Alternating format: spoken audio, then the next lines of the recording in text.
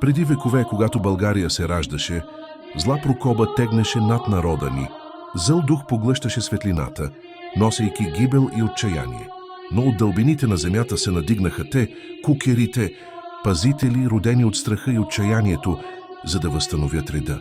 Техните високи, традиционни български кукерски маски, изработени върху дървена основа с демоничен дизайн, масивни кози рога и ужасяващи лица, ги превръщаха в митични създания, готови да посрещнат злото. С всеки танц, с всеки удар на чановете, те се бореха не само с видимото, но и с невидимото зло. Грубият им ръчно изработен вид, детайлите от животинска козина, пера и червени ритуални конци символизираха живота и защитата. Тяхната мощ не беше от този свят. И когато битката беше спечелена, светлината се завърна, земята разцъфтя. А кукерите останаха вечен символ на българския дух, непокорен и могъщ. Легендата разказва, че те все още бдят,